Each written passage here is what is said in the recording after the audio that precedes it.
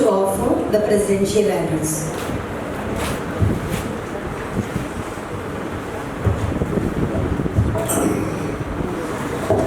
பிஸ்மில்லாஹிர்ரஹ்மானிர்ரஹீம். அளவற்ற அருளாளனும் நிகரற்ற அன்புடையவனுமாகிய எல்லாம் வல்ல இறைவனின் திருப்பெயரால் தொடங்குகின்றேன். இங்கு ஆங்கிலத்தில் பேசுபவர்கள் அதிகமாக இருந்தாலும் நம் மாணவர்கள் அவர்களுக்கு உதவும் வகையிலே நான் என்னுடைய உரையை தமிழிலேயே கொடுக்க முயற்சிக்கின்றேன். இன்றைக்கு இந்த ஒரு அழகிய இஃப்தார் விழாவில் கலந்து கொள்வதற்காக நம்மிடையே வந்திருக்கும் மிக முக்கிய ஒரு சமூக பணியாளர், கல்வியாளர், தொழில் அதிபர் நிக்கத் ஃபாத்திமா அவர்களை உங்களின் சார்பாக வரவேற்பதில் நான் பெருமை அடைகின்றேன்.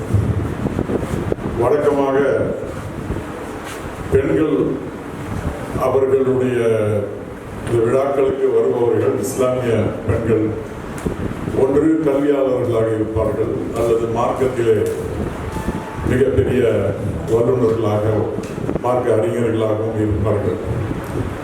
ஆனால் இவற்றிற்கு எல்லாம் உடன் ஒரு தொழிலதிபராகவும் இருந்து இன்றைக்கு நம் பெண் சமூகத்திற்கு ஒரு வழிகாட்டியாக இருக்கக்கூடிய வகையிலே ஒரு முன்னணி தொழிலதிபராகவும் இன்றைக்கு அவர்கள் இருக்கிறார்கள் என்பதை இந்த நேரத்திலே நான் சுட்டிக்காட்ட விரும்புகின்றேன்.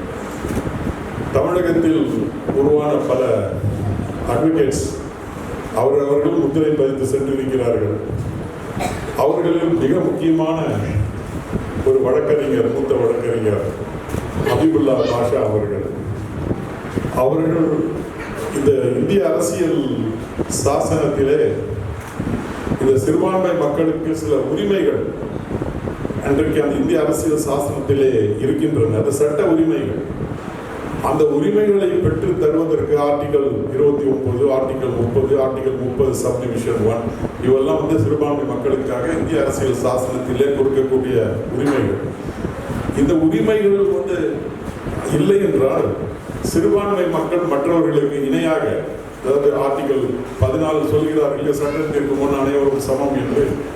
அந்த சட்டம், அந்த சமமான அந்த அந்தஸ்து நிறைவேற முடியாத ஒரு நிலை இருக்கின்ற காரணத்தினால் அவர்களுக்கென்று அந்த சில சலுகைகளை, சில உரிமைகளை இந்திய அரசியல் சாசனம் கொடுத்திருக்கின்றது. பெரும்பாலும் அந்த உரிமைகள் பெரும்பாலான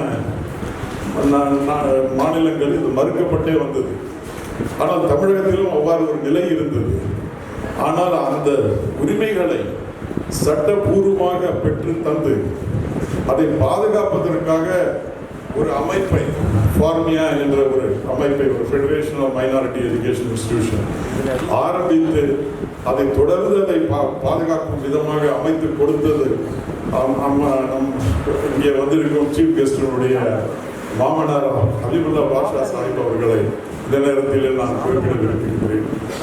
அந்த ஃபெடரேஷனுடைய பொதுச் செயலாளராக அதனுடன் தொடர்பாக ஒரு 25-26 ஆண்டுகள் நான் இருந்தாலும் சமீப ஒரு 5 வருடமாக அதனுடைய பொதுச் செயலாளராக நான் இருந்து கொண்டிருக்கின்றேன். எந்த பொசிஷனில் ஹபீபுல்லா பாஷா சாஹிப் அவர்கள் உருவாக்குவதில் அவர்கள் இருந்தார்களோ அதே இடத்திலே இன்றைக்கு உங்களுடைய கல்லூரி தாளாளராகிய நான் இன்றைக்கு இருந்து கொண்டிருக்கின்றேன் என்பதை இந்த நேரத்திலே பதிவு செய்கிறேன்.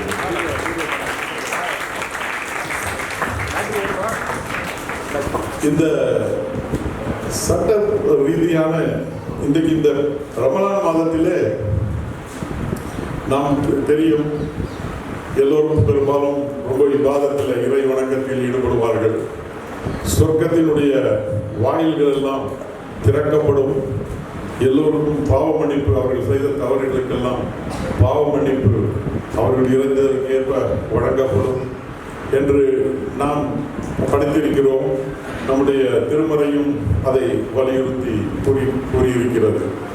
அத்தகைய இந்த மாதத்திலே அதாவது நம்முடைய அந்த பிரேயர்ஸ் இவைகளும் இறைவனால் ஏற்றுக்கொள்ளப்படும் என்ற அந்த நம்பிக்கையிலே இதில் ஒரு முக்கியமான கடமையான இந்த நோன்பை நோற்று இறை வணக்கத்தில் பெரும்பாலான நேரத்தை செலவு செய்து நாம் எல்லாம் இறைவனிடத்தில் துவா கேட்டுக் கொண்டிருக்கின்ற இந்த நேரத்திலே நம் கண்ணெதிரிலேயே நாம் இதுவரை நீண்ட காலமாக கேட்டுக்கொண்டிருந்த ஒரு துவா இன்றைக்கு எல்லாம் வல்ல இறைவனுடைய அருளால் சில மணி நேரங்களுக்கு முன் நிறைவேறி இருப்பதையும் இந்த நேரத்திலே உங்களிடத்தில் நான் மகிழ்ச்சியோடு தெரிவித்துக் கொள்ள விரும்புகின்றேன். ஒவ்வொரு முறை இந்த மேடையிலே நான் பேசும் பொழுதும் இந்த கல்லூரியினுடைய நிலத்தை பற்றி நான் கூறியிருக்கிறேன். இன்றைக்கும் அரசு நிலமாகவே இருந்திருக்கிறது. அதனால் இங்கே டெவலப் பண்ண முடியவில்லை. அது 50 ஆண்டுகள் முடிந்த பின்பும் அந்த நிலம் இன்னும் அரசு பெயரிலே இருக்கின்றது. அதனால் அனுமதி கட்டுவதற்காக கல்லூரியை முன்னேற்றுவதற்கு கிடைக்கவில்லை. அதற்காக நாம் கடுமையாக போராடி கொண்டிருக்கின்றோம் என்று பலமுறை கூறியிருக்கிறேன். ஏறக்குறைய 3 முறை சுப்ரீம் கோர்ட் வரைக்கும் கிட்டத்தட்ட 25 ஆண்டுகளிலே சென்ற ஆணைகளை பிறப்பித்து வந்திருக்கிறோம். இங்கே ஹைகோர்ட்டிலும் பல முறை படியேறி இருக்கிறோம், பல வழக்குகள் தொடுத்திருக்கிறோம். ஆனால் இந்த அரசியல் காரணங்களுக்காக இந்த கல்லூரியில் அந்த பழைய இரு முதல்வர்களும் அடிக்கடி கூறுவார்கள், இது ஒரு பொலிட்டிக்கல் ப்ராப்ளம் ஆயுதங்கள் கல்லூரி, அந்த இதில் சிக்கிக் கொண்டிருக்கிறீர்கள், நீங்கள் அதுக்கு நாங்கள் என்ன செய்தது என்று கூட சொல்வார்கள். அத்தகைய ஒரு சிக்கலிலே அதில் மூழ்கி கிட்டத்தட்ட 50 ஆண்டுகளாக இந்த கல்லூரிக்கு வழங்கப்பட்ட நிலம் நம் கல்லூரி பெயரில் மாற்றப்படாமல் இருந்ததற்கு நாமும் மிக கடுமையான போராட்டங்கள், சட்ட ரீதியான போராட்டங்கள் நடத்தி கொண்டிருந்தோம். அவற்றில் பெரும்பாலான நிலத்தை அரசு கையகப்படுத்தினாலும் ஒரு 11 ஏக்கர் நிலம் அதை இந்த கல்லூரிக்கு மாற்ற வேண்டும் என்ற ஆணையை சுப்ரீம் கோர்ட் வரைக்கும் சென்று நாம் பெற்று வந்தோம். ஆனாலும் இங்கு அரசு அதை மாற்றுவதற்கு மனம் வராமல் அதை எவ்வாறு தடுக்க வேண்டும் என்ற முயற்சிகளிலேயே ஈடுபட்டு கொண்டிருந்த பொழுது ஒரு இன்ட்ரீம் ஆர்டர் இறைமலர்களால் வந்தது. இது எங்கு பார்த்தாலும் காகிதமில்லத் என்று கூறும் அரசு காகிதமில்லத் கல்லூரிக்கு இந்த மாதிரி ஒரு அநீதியை செய்திருக்கிறீர்களே என்று அந்த ஜட்ஜ் அவர்கள், அந்த நீதிபதி அவர்கள் ஒரு இன்ட்ரீம் ஆர்டர் கொடுத்து, இந்த ஆர்டர் தான் இந்த கல்லூரியுடைய இந்த நிலம் அவர்கள் பேரில் இருப்பதற்கான ஆணை, பட்டா அவர்கள் பேரில் இருப்பதற்காக ஆணை என்று ஒரு இடைக்கால ஆணையை பிறப்பித்து ஃபைனல் ஆர்டர் வரும்பொழுது சிஎம்டிஏவையும் இணைத்து இதை என்னென்ன கட்டுமோ அதுக்கெல்லாம் சேர்ந்து அப்ரூவலும் நாம் கொடுப்போம் என்று அவர்கள் கூறியிருந்தார்கள். இது கொடுத்து கிட்டத்தட்ட 8-9 மாதம் ஆகிவிட்டது. பல நீதி அரசர்கள் மாறி மாறி வந்து கொண்டுதான் இருந்தார்கள். இன்றைக்கு நாம் இங்கே அதற்காகவும் நாம் இந்த ரமலான் மாதத்திலே இறைவனிடம் கையேந்தி துவா செய்து கொண்டிருந்தோம். அதற்காக மிக அதிகமான உழைப்பை கொடுத்திருக்கிறோம், மிக அதிகமாக பணம் செலவு பண்ணியிருக்கிறோம் நாம். ஆனால் இன்றைக்கு ஒரு மதியம் ஒரு 2 மணிக்கு நம்முடைய வழக்கறிஞர் அவர்கள் தொலைபேசியிலே அழைத்து, உங்களுக்கு தேவையான ஆணை கொடுத்தாகிவிட்டது, அரசுக்கு டைரக்ஷனே கொடுத்தாகிவிட்டது, 4 வாரத்திற்குள்ளாக இந்த நிலத்தை ஆயுதமில்ல கல்லூரி அறக்கட்டளையின் பெயருக்கு அதை மாற்று செய்து கொடுப்பது மட்டுமின்றி அவர்கள் கொடுத்திருக்கின்ற 1,70,000 சதுர அடி கட்டுவதற்கான அந்த டிராயிங்ஸ் அதற்கும் இது அப்ரூவல் இந்த அரசு கொடுக்கிறது என்று அவர்கள் அந்த ஆணையிலே தெரிவித்திருக்கிறார்கள். அதெல்லாம் இறைவனுக்கு இந்த புனித ரமலான் மாதத்தில் நாம் நன்றி தெரிவிக்க கடமைப்பட்டிருக்கின்றோம். அது என்ன, இன்றைக்கு இந்த சிறுபான்மை மக்களுடைய உரிமைகள், ஏன் மலிந்த மக்களுடைய உரிமைகளுக்காக மிக அரும்பாடுபட்ட, அதற்காக அந்த சட்டங்களை எல்லாம் ஒரு வடிவமைத்து எதிர்காலத்திலும் இதற்கு ஒரு பாதுகாப்பான முறையை ஏற்படுத்தி கொடுத்த நம்முடைய வழக்கறிஞர் ஹபீபுல்லா பாஷா அவர்களுடைய மருமகளார் இன்றைக்கு இங்கே வந்திருக்கும் சூழ்நிலையில் இந்த வெற்றிக்கான நீதி மன்றத்தில் நமக்கு கிடைத்த வெற்றிக்கான செய்தியும் நமக்கு வந்திருப்பது நமக்கு மிகவும் மகிழ்ச்சியை தருகின்றது. ஆகவே அவர்களிடத்தில் நான் ஒரு ரிக்வஸ்டும் பண்ணுவேன், இன்னும் ஓரிரு வழக்குகள் கோர்ட்டில் நீதிமன்றத்தில் இருந்து கொண்டிருக்கின்றன. மீண்டும் நீங்கள் கல்லூரிக்கு வந்தீர்கள் என்று அதிலுமே எங்களுக்கு தெரிவித்து இந்த அவர்களுடைய எக்ஸ்பீரியன்ஸ் இது எல்லாருக்கும் ஒரு முன்னுதாரணமாக அதை எடுத்துக்கொள்ள வேண்டும்.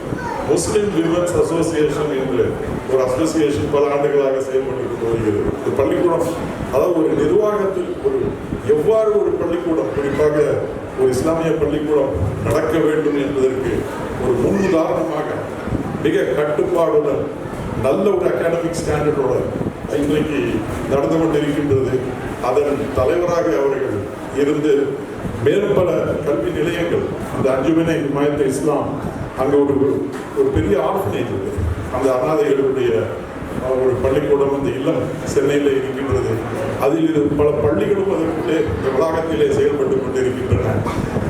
அதனுடைய பொறுப்பாளர்களில் ஒருவராக குறிப்பாக பெண்களுக்கான அந்த அமைப்பினுடைய தலைவராகவும் அவர்கள் இருந்து கொண்டிருக்கிறார்கள். இந்த பட்டியலில் முதல்வர் அவர்கள் வாசித்தார்கள். அவர்கள் சமூக பணியில் எவ்வாறு ஈடுபடுகிறார்கள்.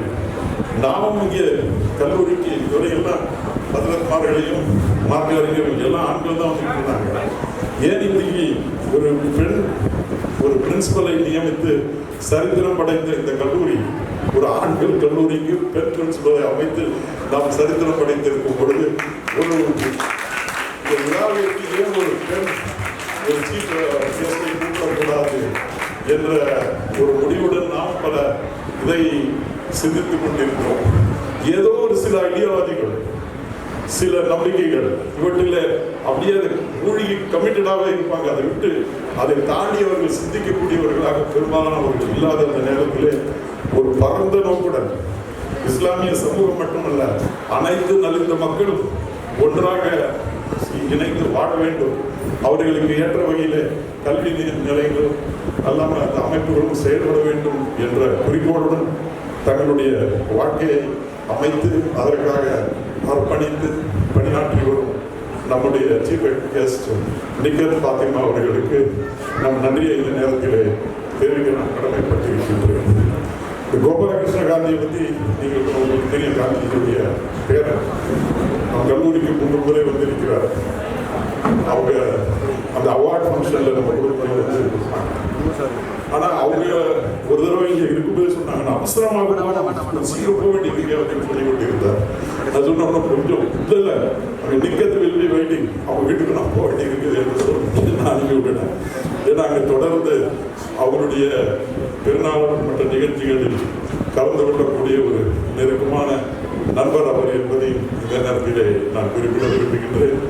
நம்ம இன்றைக்கு பல ஜட்ஜஸ் பல நீதி அரசர்கள்லாம் இங்கே பணியாற்றி இருக்கிறார்கள். தலைமை நீதிபதியாக காஷ்மீர் மற்றும் மாநிலங்களில் பணியாற்றி இவர்கள் எல்லாம் இவங்களுடைய மாமனார் ஹபீபுல்லா பாஷா அவர்களிடத்தில் ஜூனியராக பணியாற்றியவர்கள். சுதாகர்